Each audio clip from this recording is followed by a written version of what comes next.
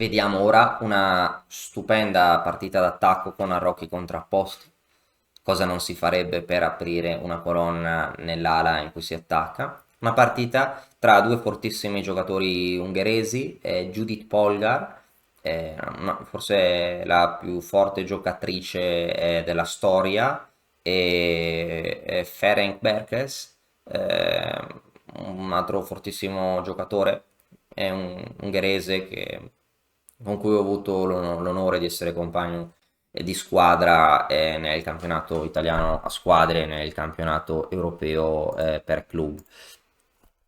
Allora, in questa partita che è stata giocata a Budapest nel 2003, Judith Polgar aveva 2715 punti elo, Perkes 2578 punti, giocatori fortissimi, e la Polgar gioca E4.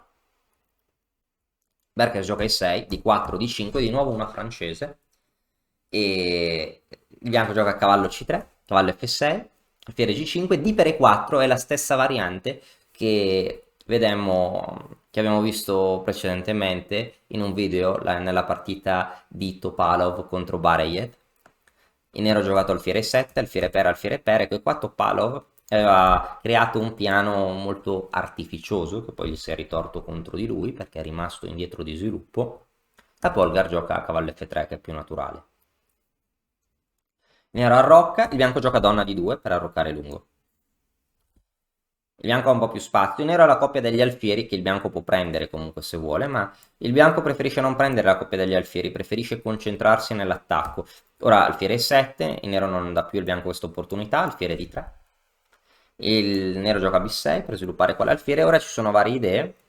So, H4, G4, no? Il cosiddetto pawn storm, la tempesta di pedoni, l'attacco, la baionetta, la valanga di pedoni, come lo si vuole chiamare. Insomma, questa cosa, un attacco di pedoni per aprire le linee, era una delle linee principali. Si può anche far passare la torre poi, ma la Polgar gioca a cavallo G5 con idea molto curiosa. Qua si attacca questo pedone, su G6 si crea un appiglio, una maniglia, si può sfruttare con mosse di questo tipo. Su cavallo F6 si può occupare questa casella con l'altro cavallo per poi continuare con H4, eccetera. Il nero ha giocato H6 e a questo punto il bianco ha dato scacco, forzando il re ad andare sulla colonna H, dove c'è un attacco raggi X, molto raggi X, perché sono molti pezzi e mezzo con la torre in H1, ma ora si vedrà. Ora il bianco ritira l'alfiere in E4 attaccando la torre. Ecco, l'idea del bianco è che se l'alfiere sta meglio, il nero non potrà sviluppare il proprio alfiere su torre B8, segue H4, non si può catturare perché si apre la colonna H con un attacco devastante. Ci sarà un attacco devastante sulla colonna H come poi vedremo. E quindi il cavallo è tabù, rimane lì e il bianco avrà un attacco fortissimo, ma il nero vuole cercare di essere furbo. Peccato che non sarà più furbo della Polgar in questo caso. Il nero gioca H per G5, prendendo il cavallo. Qual è l'idea del nero? La colonna non si può aprire perché il bianco, il nero la mantiene chiusa con G4. Allo stesso tempo, se il nero se il bianco catturasse in A8, il nero giocherebbe G4 con attacco contro il cavallo e qualora il cavallo si spostasse seguirebbe alfiere G5 con infilata contro donna e re. Se il cavallo da qualche parte alfiere G5 vince il nero. Il bianco non è obbligato a spostare il cavallo, può spostare il re, ma allora il nero lo prende e il nero non sta male, ci sono due pezzi per la torre. Ma ok, dopo alfiere 4 H per, la Polgar ha un pezzo in meno, ma ora una cosa stupenda. Gioca una mossa che era probabilmente sfuggita a Berkes. Due punti esclamativi, il bianco forza l'apertura della colonna H con un attacco decisivo.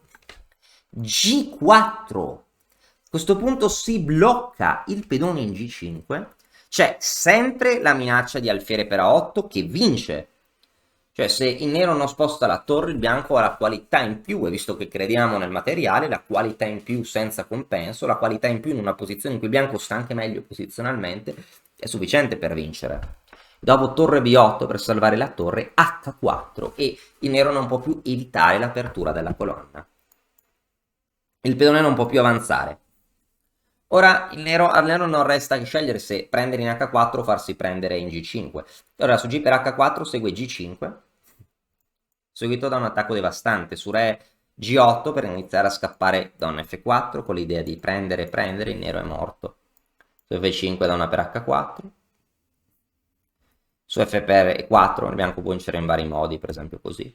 Su Re G8 G6, e già la doppia minaccia donna H7 e donna H8 è imparabile. Su G6 scacco, donna per, qua torre H7 e il bianco ha un attacco decisivo. Nero ha giocato G6, questa mossa G4 è così bella da essere quasi commovente. E il bianco ha giocato H4, il nero ha giocato G6, H per G5, la colonna si è aperta, Re G7, donna F4. Ora ci sono innumerevoli idee. Una di queste idee può essere, non so, raddoppiare sulla colonna H, e se il nero gioca, non so, torre H8 si può prendere, puoi mettere attaccare F7, su cavallo per, donna per, poi si prende qui, la torre non a casa, tutto è sotto attacco. Sono vari modi per vincere, il bianco vince già in tutte le varianti. Fatto sta che il nero ha provato a giocare alfiere B7, continuando lo sviluppo, e ora ha una triste sorpresa. Ecco, l'idea del nero è che su donna H2 seguirebbe torre H8, no? Ma ora lo attende una sorpresa, un sacrificio stupendo. Torre H7, due punti esclamativi. Stupendo, su Re G8 si raddoppia con forze d'attacco decisive. Il bello è che su Re per H7 segue donna H2 scacco. Stupenda. E ora su Re G7 scacco intermedio, il Re va in G8 e ora no, la torre non può intervenire nella difesa, il bianco darà matto in H7, in H8, in H8 o in alcuni casi in H7 o in G6 e il nero non può fare nulla per evitarlo. Il nero ha giocato Re G8 ma ora torre H1, ora non c'è più difesa. Il nero ha provato donna H8, donna H7. Il nero ha provato a dare scacco in G5, il bianco poteva ignorare anche, forse Re B1 vinceva ma anche... Il bianco ha giocato meglio, cavallo per, donna per, e ora attacco simultaneo. F4, doppia minaccia di matto. Minaccia contro la donna, il nero ha giocato alfiere per, donna per poi abbandonare. Perché ha abbandonato il nero? Perché questa posizione è comunque persa. Il bianco ha un vantaggio di materiale decisivo, che essendo comunque Judith Polgar una grandissima giocatrice avrebbe sicuramente sfruttato nel finale. Non so, si potrebbe anche iniziare a prendere i pedoni così, ma a me in questa partita ha sorpreso molto come qua il nero pensava probabilmente che il bianco non avesse visto che il nero probabilmente pensava che il bianco fosse sfuggita questa idea, prende la torre G4 e anziché guadagnare la qualità il bianco perde due pezzi per la torre. Ma questa idea G4 che è meravigliosa, è proprio un'idea stupenda di Judith Polgar e fa vedere l'importanza di aprire le colonne contro il avversario in una situazione di arrocchi contrapposti. Spero che questo video vi sia piaciuto e spero di, se volete anche consigliarmi altri temi di mediogioco, a parte gli arrocchi contrapposti e a parte altre idee o partite tipiche di determinate aperture che vorreste vedere, sono tutto orecchi. Alla prossima, grazie. E ora per continuare che cosa posso fare? Beh, innanzitutto ti consiglio di iscriverti al nostro canale in modo tale da non perderti le nuove video lezioni. E poi puoi vedere il video che è stato più cliccato in questa settimana. Ci vediamo, ciao!